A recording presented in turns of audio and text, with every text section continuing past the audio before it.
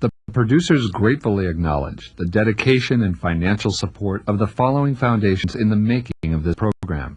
They include the Harley-Davidson Foundation, the Helen Bader Foundation, the Fleck Foundation, and the Milwaukee Foundation.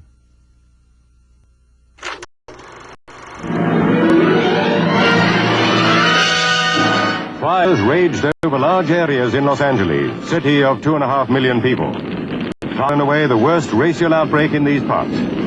Today we are committed to a worldwide struggle to promote and protect the rights of all who wish to be free. As long as Negro boys and Negro girls are forced to live life without dignity and without respect, we will not be satisfied. So you have to be careful. You can't allow yourself to become paralyzed with fear. We're willing to be beaten for democracy, and you misuse democracy in the street. You beat people bloody in order that they will not have the privilege to vote.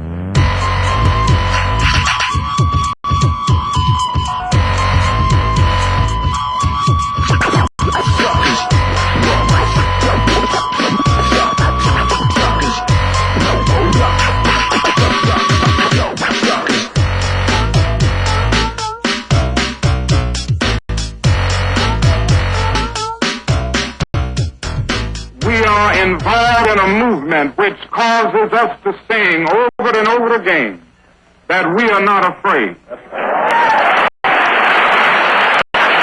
Martin Luther King, Rosa Parks, Where's your history? Malcolm X, Wipe out your history. John F. Kennedy. Voices from America's civil rights history, a history that includes individual and group efforts to change an unjust past. It is time, in short, for a new generation of leadership. It's important to recognize that many of these efforts were made by young people who were willing to risk their lives in the struggle for equality and freedom. Children played a key role in challenging nations' established traditions, government, and the many citizens who, at that time, tolerated discrimination and accepted and enforced the structures of segregation. Though many of the efforts were successful in attaining goals for social change, injustice still remains. What effect did America's youth have on the civil rights movement and the nation? What problems still exist today? How was the promise of justice and equality for all not fully realized?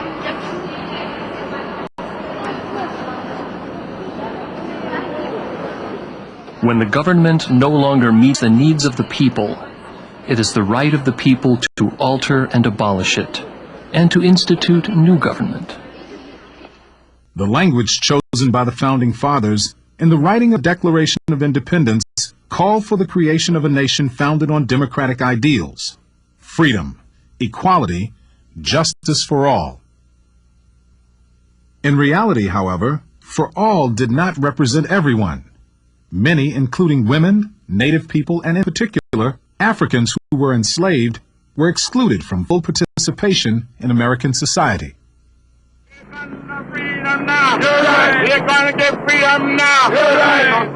Building on more than 200 years of civil rights activism, a modern movement emerged that boldly enhanced the struggle to fulfill America's revolutionary promise.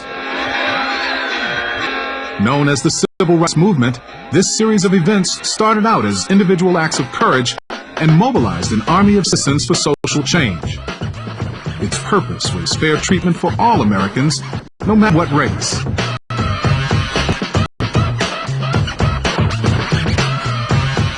As recently as the 1960s, race relations in the United States were quite different than they are today.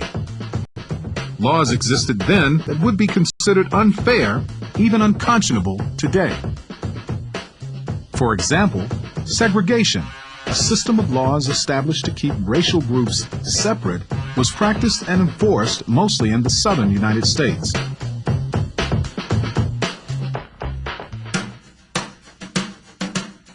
Throughout the South, blacks were forced to use separate drinking fountains. They were required to eat in separate restaurants. They had to sit in separate sections of theaters, trains, and buses. Many children had no choice but to attend separate schools. This kind of separation was known as de jure segregation, or segregation according to law. By contrast, most northern cities, such as Detroit, Milwaukee, and Newark, were segregated de facto, in fact or reality. Because housing laws restricted blacks to certain areas, segregation is commonplace in both schools and neighborhoods. Since the early 1900s, the search for job opportunities brought many blacks to northern cities. As blacks moved in, however, many whites moved out. Racism, prejudice, and intolerance appeared to follow the migration as blacks tried to find work and raise families. The unfair treatment toward blacks became an additional burden in issues of housing, employment, and education.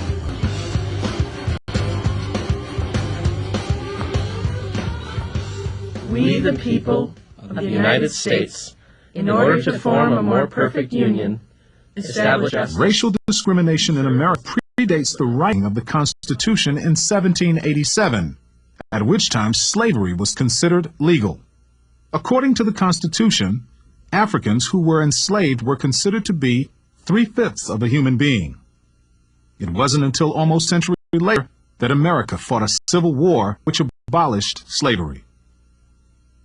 From that conflict, the Emancipation Proclamation of 1863, as well as the 13th, 14th, and 15th constitutional amendments were created. Freedom, citizenship, and the right to vote were established for African Americans, but not fully practiced.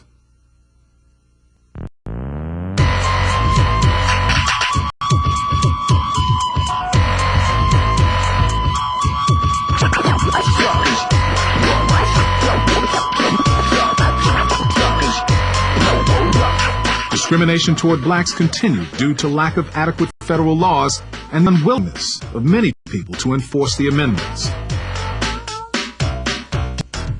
In fact, in 1896, the Supreme Court ruled in Plessy versus Ferguson that it was legal to have separate but equal public facilities for blacks and whites. This rule became the basis for institutionalized segregation. Under these terms, however, blacks were considered second-class citizens and many were treated as inferior. It would be almost 60 years before this doctrine of separate but equal would be overturned. Now is the time to lift our nation from the quicksands of racial injustice to the solid rock of brotherhood. Now is the time. During the 1950s, many courageous leaders rose to prominence on the front lines of social justice. Although it's important to recognize these key figures and their impact on the civil rights movement, it was mostly ordinary people who played a part in helping to unite a divided nation. And once again, many of them were children. Young people made the deliberate moral choice to come face to face with injustice in many of the fiercest battles for racial equality. Some of these were fought within the walls of public schools.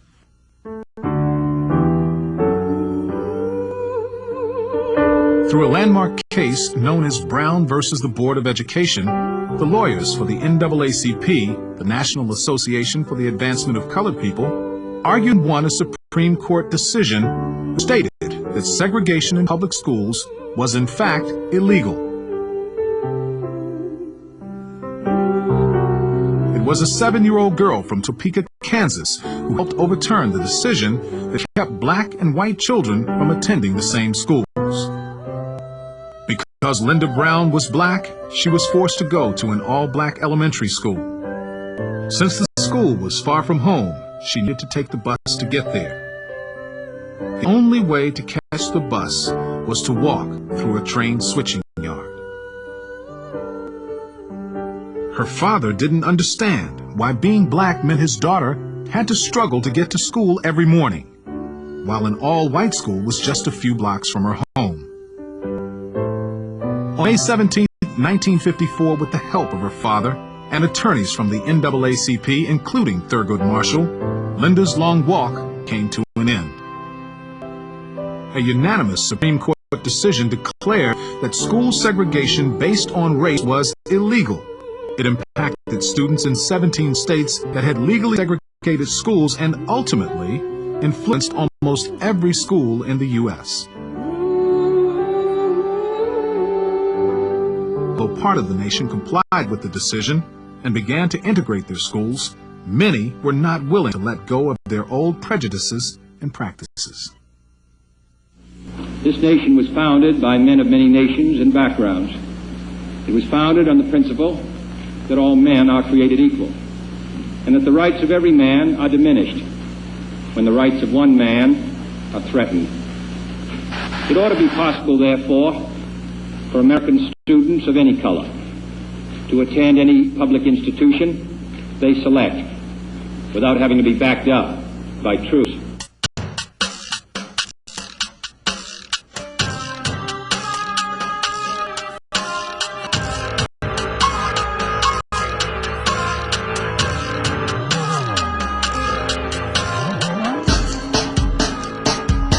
Chaos and angry faces outside of Little Rock High School on September 4th, 1957, were evidence that the struggle for racial equality was far from over.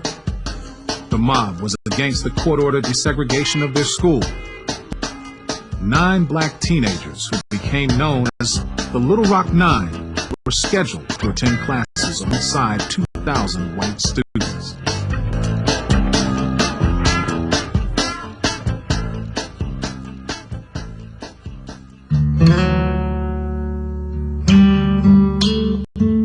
We began moving forward. The eerie silence of that moment would forever be etched in my memory.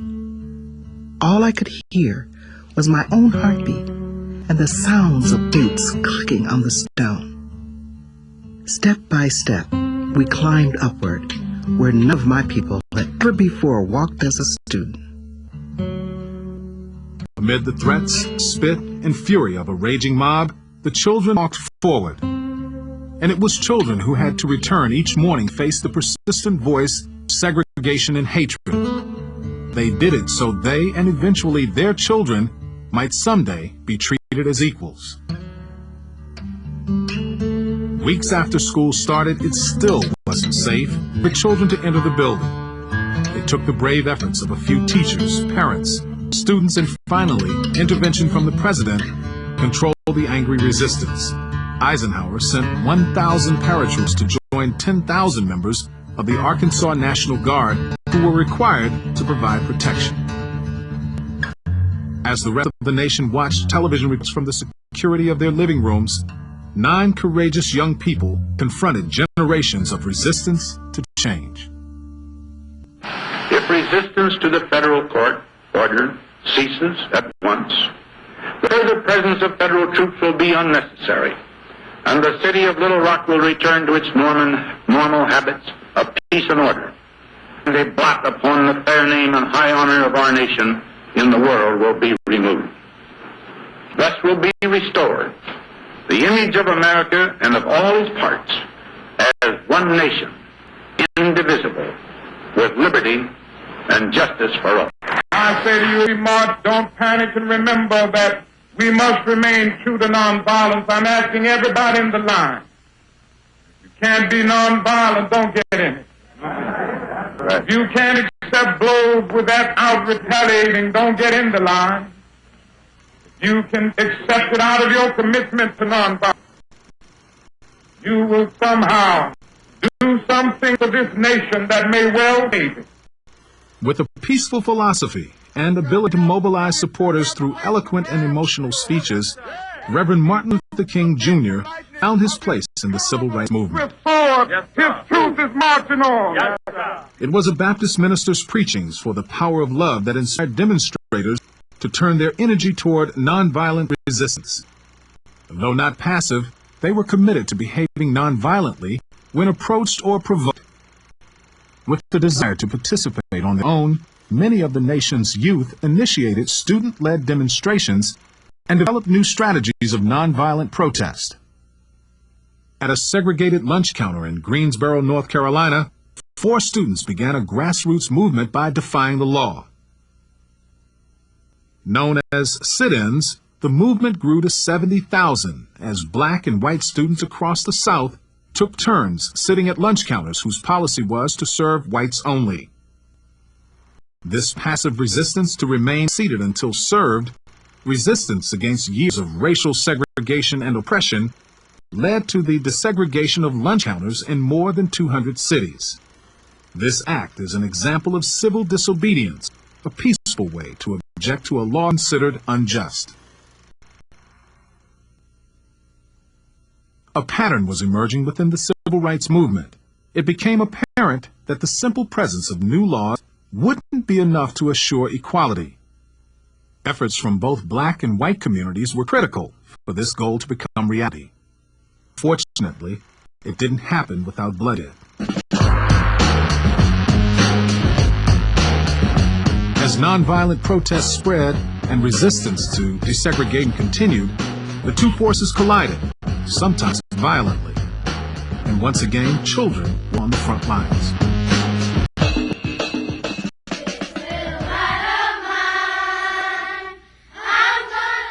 Thousand small voices united together in song in one of the South's most segregated cities, Birmingham, Alabama. Civil rights leaders felt that by desegregating this city, they would gain enormous ground in their struggle to end racial separation. Thus began one of the most dramatic conflicts for equality. On May 2, 1963, after months of peaceful marches and protests, threats of job loss, and the arrest of hundreds of demonstrators, it was obvious the movement needed help. The call went out, and the response came from students.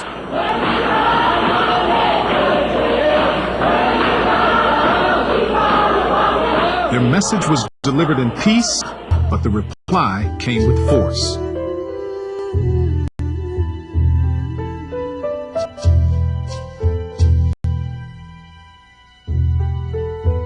Despite police dogs, fire hoses, and overcrowded jail cells, children remained committed to the cause through prayer and freedom songs. But the nation was outraged. Something had to be done to end the violence. Peace, however, would not come overnight. Marchers would face resistance again almost 2 years later in Selma, Alabama. Once again, children were involved in a movement to gain rights guaranteed by our Constitution, but never realized. This time, it wasn't against segregation. It was for the enforcement of the 15th Amendment, the right to vote for all American citizens, regardless of race or color.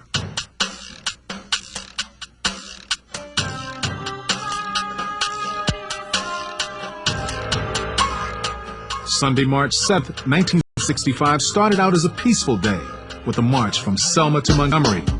It turned into a day of tear gas, clubs, and horsemen. It will be detrimental to your safety to continue this march, and I'm saying that this is an unlawful assembly. You have to disperse.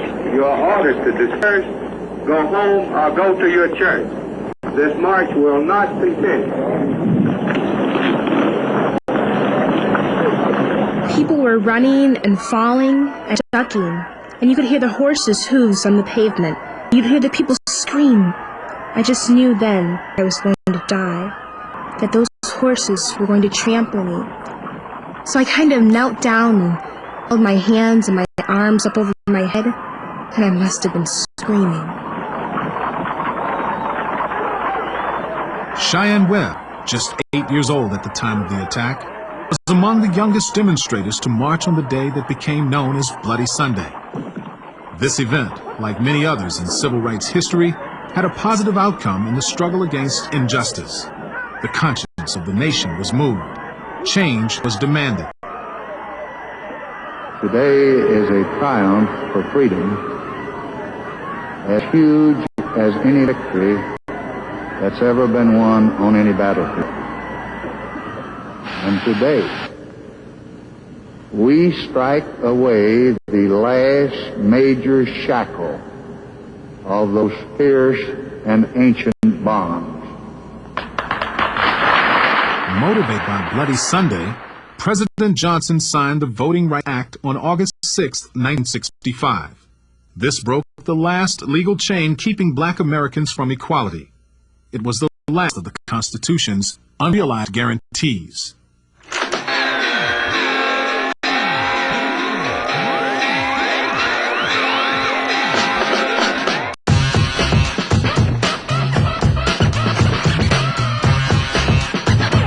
The civil rights movement and the sacrifice and hard work of the many people involved helped our nation by honoring the spirit of democracy and its ideals of freedom and justice for all. The movement became an inspiration to many and helped bring about social change and equality to millions of men, women, and children of color.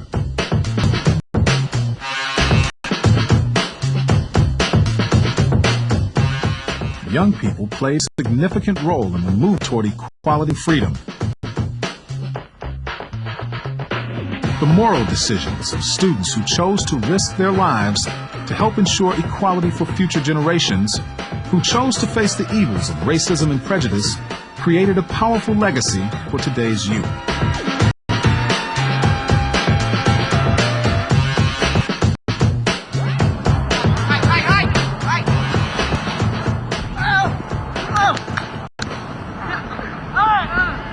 Although racial problems are different in many ways from those of the 50s and 60s, they do still exist. For many minorities, work and educational opportunities are not equal. Communities are still segregated. Racism, prejudice, and discrimination continue to divide and limit America's potential. However, change is always possible. By working together, solutions can be found. Empowered by the example of the civil rights movement, youth can continue to make a difference.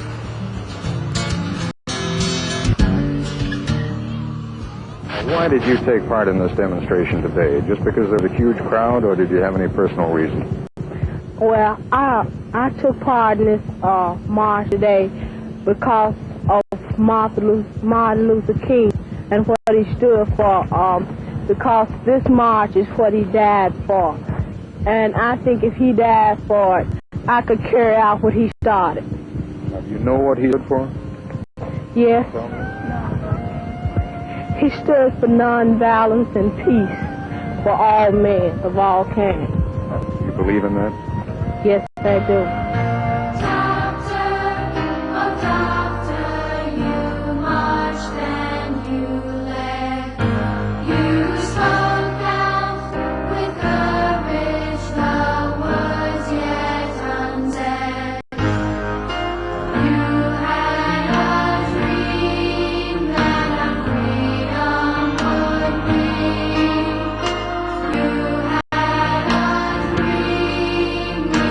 Join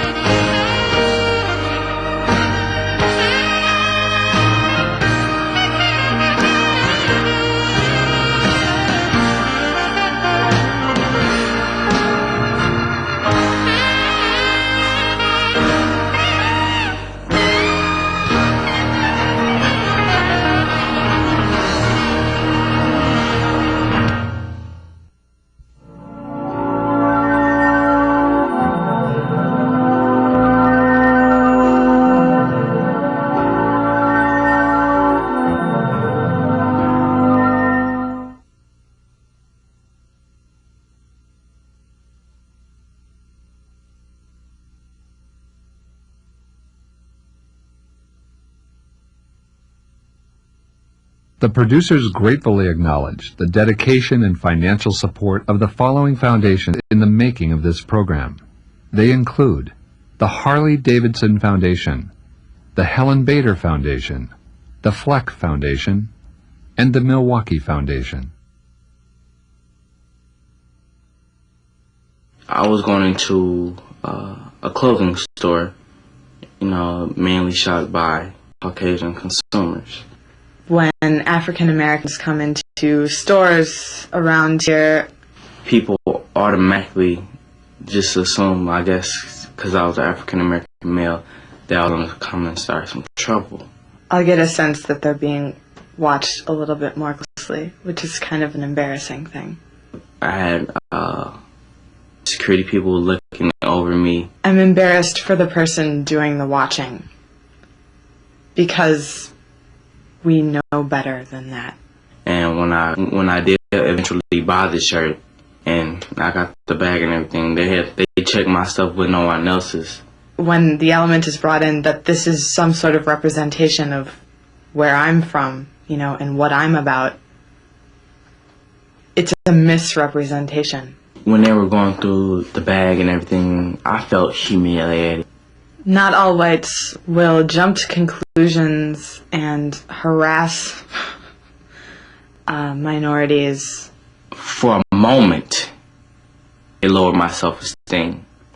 But then I thought about it, I was like, this is only going to make me strong, because it's not me being ignorant, it's them.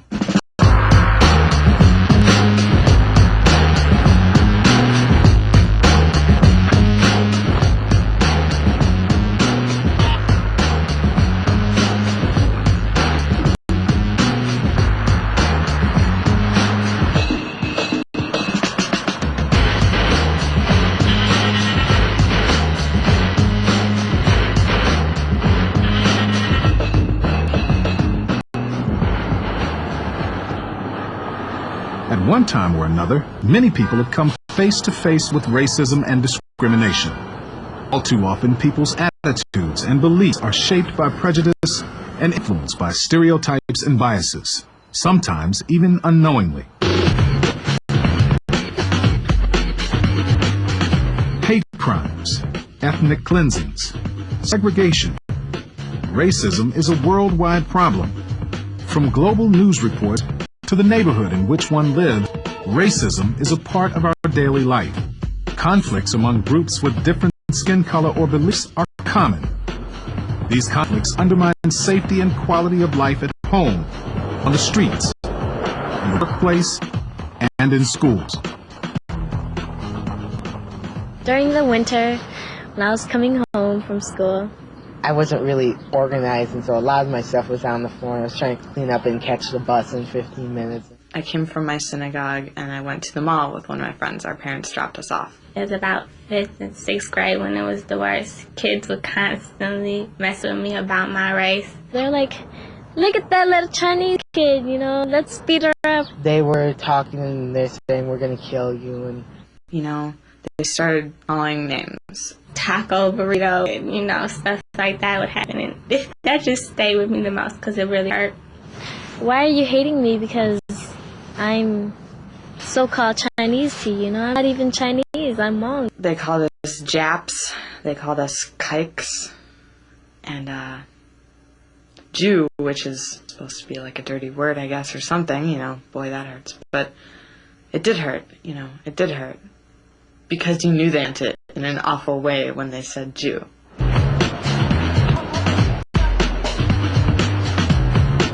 Race relations have become a vital concern, especially for young people faced with a society that grows more diverse each day. What are the racial issues facing young people today? Why are discrimination and prejudice so often tolerated?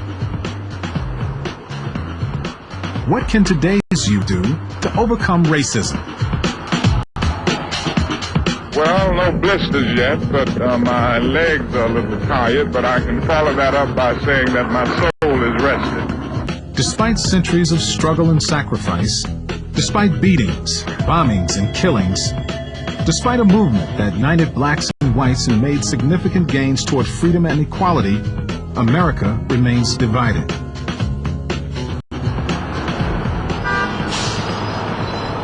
Work and educational opportunities are often not the same for many minorities. Although schools are integrated, many students remain segregated within the comfort zones of their own race, culture. In building an integrated and fair society, the issues are complex. Solutions aren't easy. Fear and anger keep both young and old from facing racism. These emotions are at the center of the racial tension and confrontation that exists today. To overcome racism, it's important to understand the cultural and emotional issues that cause hostility and separation. Racism is defined as racial prejudice and discrimination that are supported by institutional power and authority.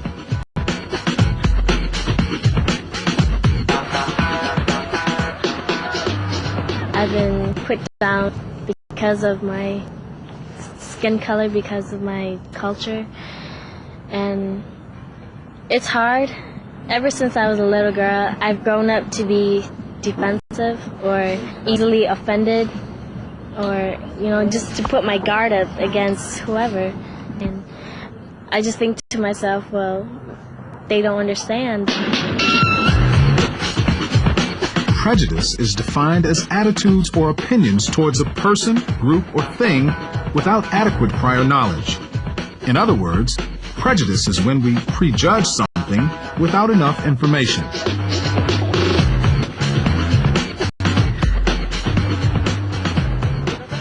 I think people learn to be prejudiced from things ingrained in the culture from before, and also from the isolated act of violence or the isolated act by one race against another race. The burning of a cross by one person on somebody's lawn that happened in our neighborhood a couple years ago. Or the Rodney King beatings, or the cops shooting the immigrant in New York. And even those actions, I think most of that is based on fear by everybody of other races, of people who are not like them.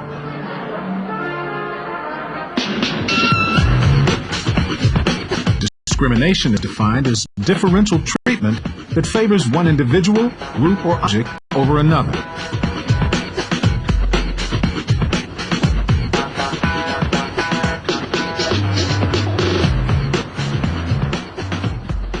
I have participated in discrimination back in grade school against a couple of kids who were overweight, where it was just everybody was laughing, and I'm not using that as an excuse, but it was a form of me being part of that group, and that's what they were doing. And I guess my thought was just, you go along with your group through whatever they're doing. When they're having fun, you have fun with them. When they're making fun of someone, you don't dare call them on it. I probably didn't have much remorse at the time. I wasn't thinking, how awful for that person until later. Then I did. When I got some of the same kind of treatment, then I did. Stereotypes are oversimplified generalizations about a particular group, race, or sex, which usually carries a negative implication.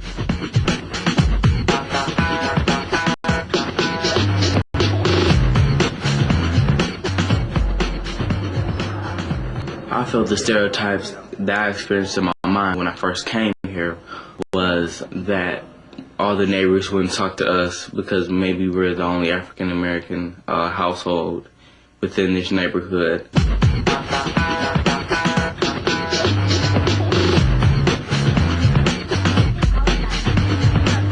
I've been called a spit just because I'm Mexican, and stereotypes. Some boy told me I always carry a knife and a gun because I'm Mexican and black, and I just heard all kinds of stuff. Prejudice, discrimination, stereotypes, and racism limit people from experiencing the richness of a diverse society and destroy their ability to respect individual differences.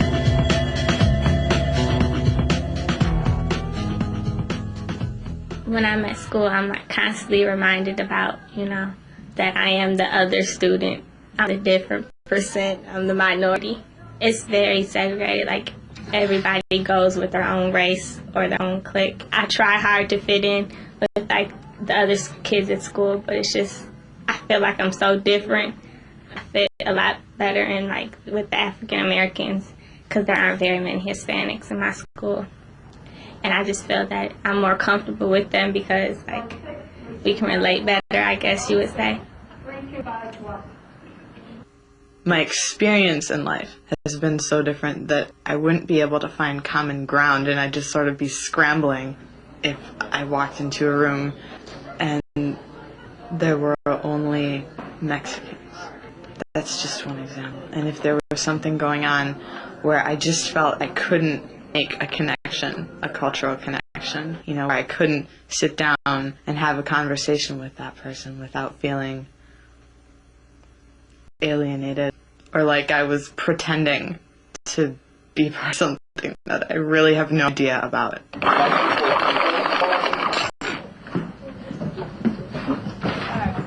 The reasons behind self-segregation vary as greatly as racial groups. They include unequal academic opportunities, issues with security, peer pressure, and fear of rejection.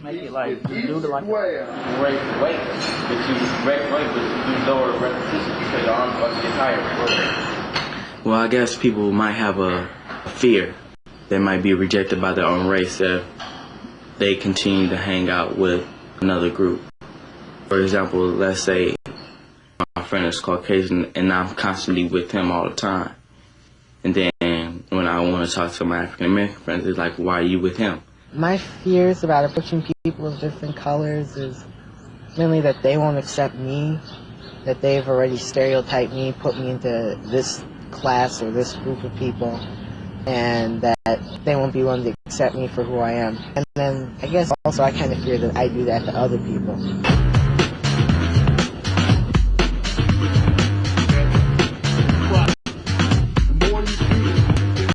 Although some people profess to being non-racist, they may still behave in prejudiced ways. Prejudice is a learned behavior. Stereotypes often become reinforced by what we read, see, or hear in the media or interactions with others. But people are capable of change. They can challenge their own prejudiced views. They can choose to not let another's discriminatory remark affect them. It takes lots of patience and a strong conscious effort. Recently, this boy at my school called me a nappy-headed, like, nigger girl, and I was so upset. I had to leave the class. I was real upset. It was just, I had so much stuff to say, but it wasn't worth me getting in trouble for. What would scare me the most confronting him is I have a temper, kind of, and the only way I can control my temper is if I walk away.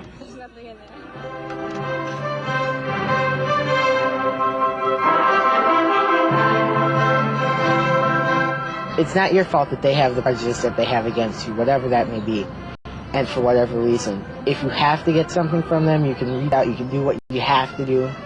And if they still refuse to accept you, get what you need and go on and live your life, and don't let it bother you and kill you and eat you up inside, because it's not you, it's them. Growing up, if you see somebody being watched in a store, the first thought is not to wonder, well, what's wrong with the person doing the watching? It's what's wrong with the person being watched. And so it takes a lot of retraining and re-understanding to get to the point where you know it's probably not that there's anything wrong with them, or that they're gonna take, or they're gonna hold a gun, you know, or anything. If you could put a face or a picture to racism or racial inequality, what would it look like? It's a hard thing to do, but for me, if I close my eyes and I visualize it, I think and see chaos.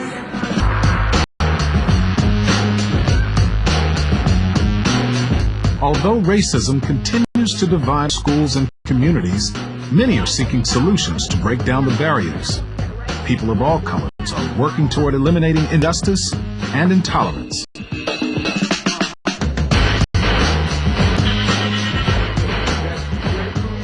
Our inside film was like different from anybody else's inside. For example, a small group of students came together recently in Milwaukee, Wisconsin, to openly discuss the presence of racism, prejudice, discrimination, and stereotyping in their own lives. White, those races are irrelevant. We are all part of the human race, which is something. Two diversity specialists were asked to direct the discussions to help empower the students to work for change and develop strategies to overcome these issues.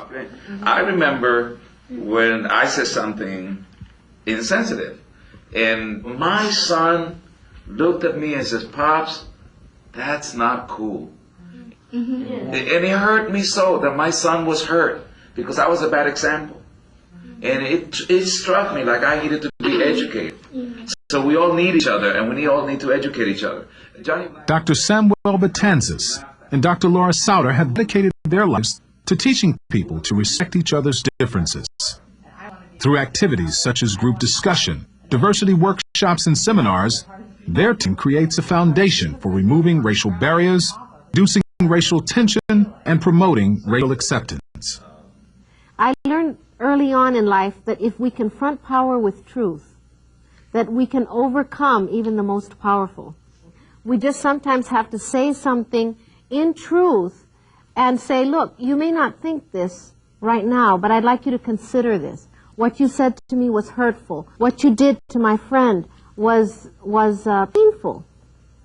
And maybe someday that person will have a change of heart because of something you cared enough to say.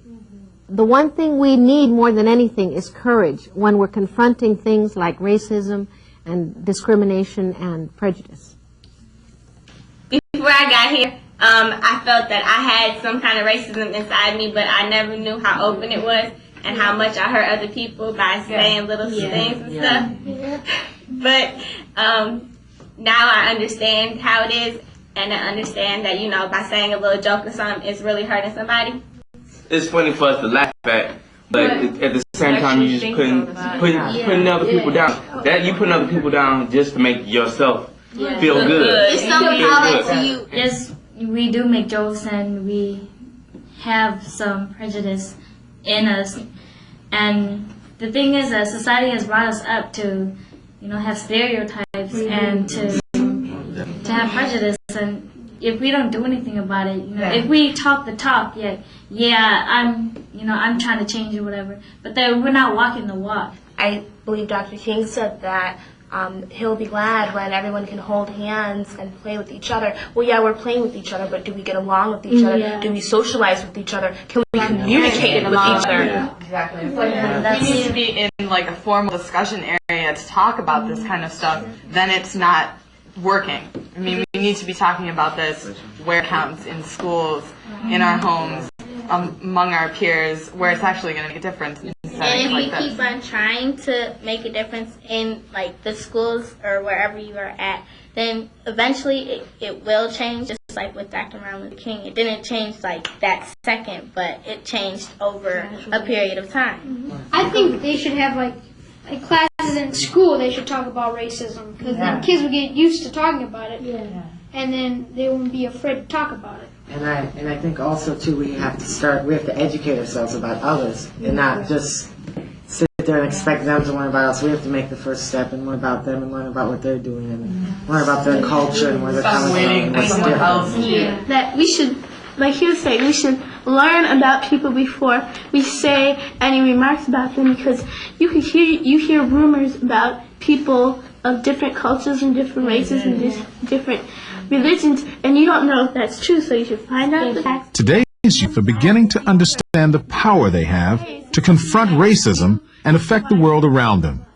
As young people begin to reach out to different racial groups and respect their differences, they'll begin to experience a richer, more diverse life. But preparing for the multicultural world of the next century requires courage.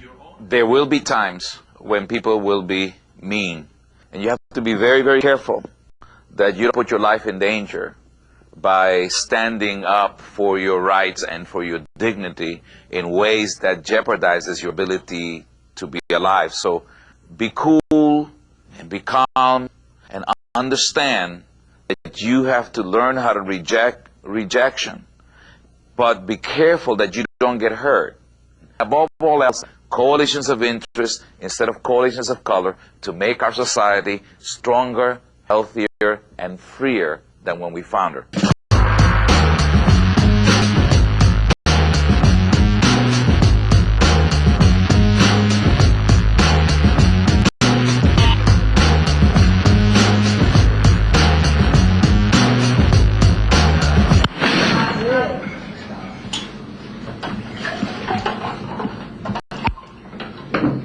The scariest part about confronting someone that has made a racial remark against me is, oh no, they're gonna beat me up. You can be afraid. Yes, you have a right to be afraid. You do something about it in a good way. Speak out, you know. But no violence. And be like, God is on my side. I'll be strong about it, you know. Gotta keep it strong. Even though there may be ignorant people like this, it's hard and makes you the stronger person in the end. Any more dishes?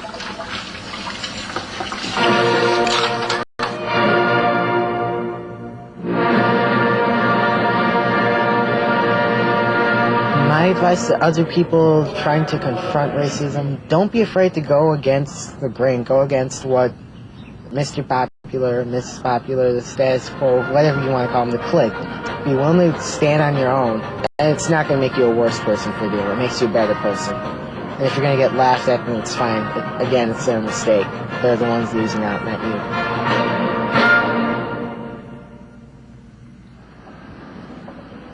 I think that the easiest way to handle a situation when you are like confronted about, you know, your races or prejudices or whatever, would easily just be walk away and talk about it later when everything is calm. And if you don't feel that you're strong enough to confront them, have someone else do it, because that's just the easiest way to go about it without anybody getting hurt. I try to treat everyone with respect, you know, be honest, be myself most of all. And, you know, hopefully they will look upon themselves like, man, maybe I am being sheltered. Maybe I should experience new things, you know, get to know different cultures.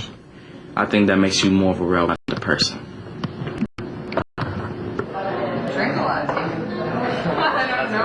When it comes down to doing like the healing part of this, when it comes down to forgiving ourselves first and then other people for having treated us badly, it can be done if we can get past the regional dialect, you know, or the way we dress, or whatever it is that makes us feel like we're outside. There is so much common ground. So much common ground. Like, there's this picture in my mind of, like, two people, like, shaking hands, and there's a caption under it, and it says, like, drop everything in favor of what's mutual, you know, because there's always something that's mutual, you know, so.